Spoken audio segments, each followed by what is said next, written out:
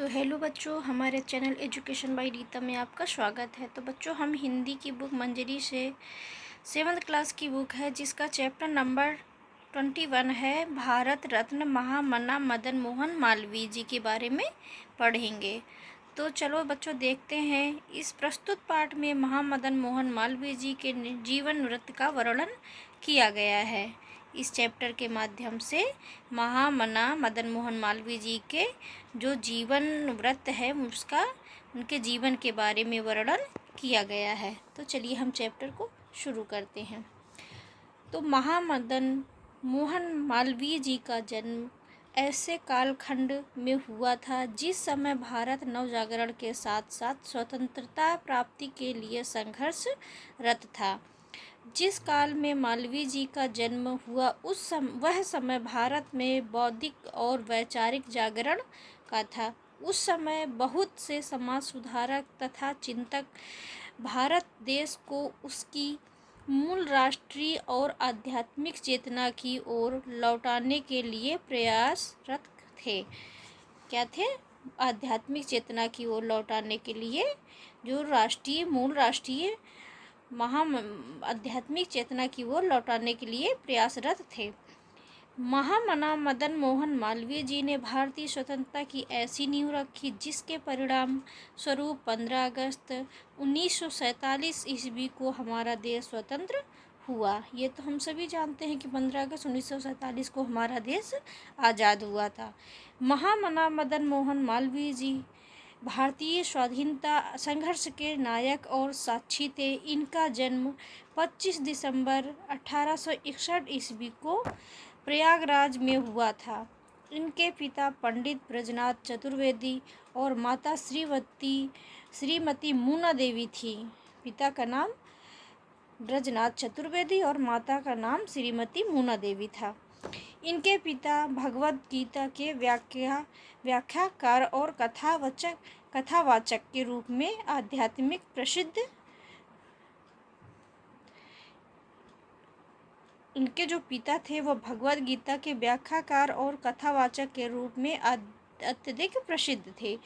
मदन मोहन को हिंदू सनातन जीवन दर्शन और संस्कार अपने पूर्वजों की सांस्कृतिक विरासत से प्राप्त हुआ था। मालवीय जी के पूर्वज 15वीं शताब्दी में मालवा प्रदेश से आकर प्रयागराज में बस गए थे। मालवीय जी के जो पूर्वज थे वह 15वीं शताब्दी में मालवा प्रदेश से आकर प्रयागराज में बस गए थे और स्थानवाची मल्लई अथवा चौबे उपनाम से जाने गए। मल्लई शब्द को पंडित मदन मोहन ने मालवीय बनाया, तब से सारे मल्लई मालवीय कहे जाने लगे। महामना मदन मोहन मालवीय ने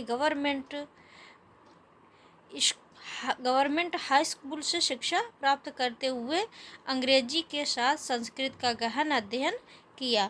आपने म्योर सेंट्रल कॉलेज से BA की परीक्षा उत्तीर्ण की। महामना मदन मोहन मालवीय जी वैदिक हिंदू धर्म और संस्कृति के सच्चे अनुयायी थे। वे तत्कालीन भारत में व्याप्त समस्याओं के समाधान का विकल्प हिंदू धर्म के पुनरुत्थान को मानते थे। उनका दृष्टिकोण था कि हिंदू धर्म के दर्शन द्वारा ही विश्व बंधुत्व के भाव को जागृत किया जा सकता है। अपने इस दिवा स्वप्न को पूर्ण करने के लिए उन्होंने अपना संपूर्ण जीवन समाज की सेवा में समर्पित कर दिया तथा विभिन्न संगठनों के माध्यम से अपने विचारों को व्यवहारिक स्वरूप प्रदान किया। मालवीय जी ने गंगा के अविरल प्रवाह के लिए 1914 में हरिद्वार में तथा 1924 में प्रयागराज में सत्याग्रह किया। उनका मानना था कि गंगा हिंदुओं के धार्मिक आस्था और विश्वास का प्रतीक है, अतः उसकी धारा बिल्कुल प्राकृतिक होनी चाहिए। मालवीय जी छुआछूत अस्पृश्यता के घोर विरोधी थे। वे इसे कलंक और राष्ट्रीय विकास के मार्ग में बाधा मानते थे।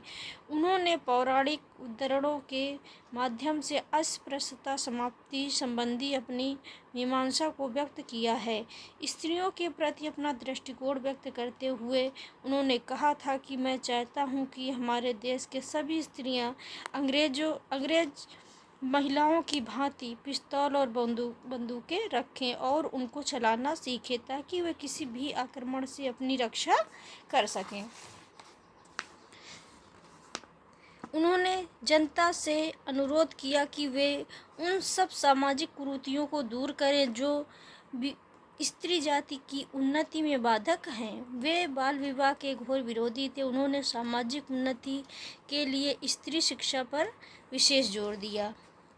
पंडित मदन मोहन मालवीय ने समाज के पुनरुद्धार के लिए जिन विषयों को केंद्र रखा उनमें गौरक्षा भी प्रमुख विषय था। उनका मानना था कि गौ भारतीय संस्कृति का सनातन केंद्र बिंदु है। इसके लिए उन्होंने गौरक्षा आंदोलन भी चलाए।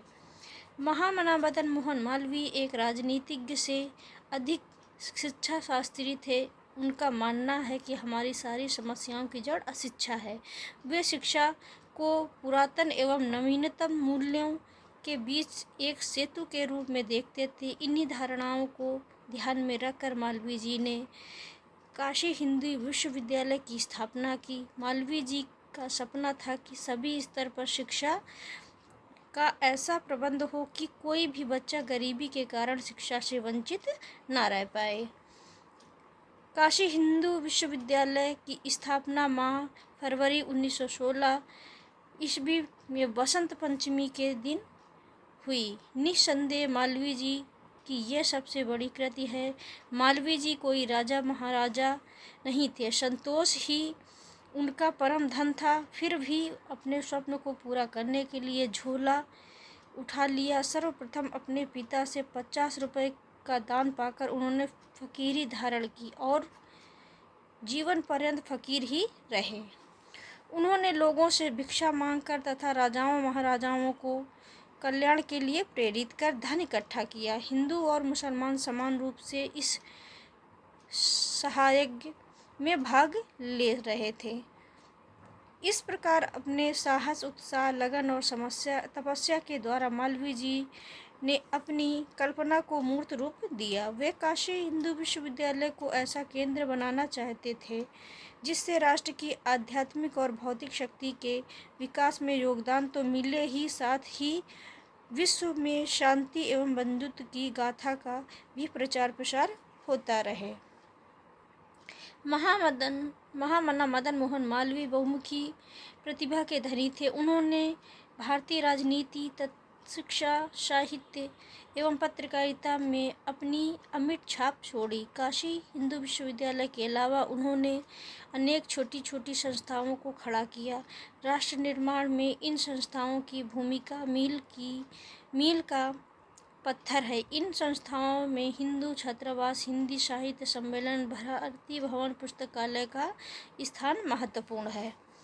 महामना मदन मोहन मालवीय जी ने अध्ययन अध्यापन के साथ साथ कई समाचार पत्रों का संपादक किया तथा तत्कालीन ब्रिटिश शासन की नीतियों का प्रबल विरोध किया। मालवीय जी का निधन 12 नवंबर 1946 ईस्वी में हुआ। विलक्षण प्रतिभा के धनी राष्ट्र नायक मालवीय जी के महान कार्यों के प्रति कृतज्ञता प्रकट करते हुए भारत रत्न द्वारा 30 मार्च 2015 ईस्वी को इन्हें देश का सर्वोच्च सम्मान भारत रत्न प्रदान किया गया।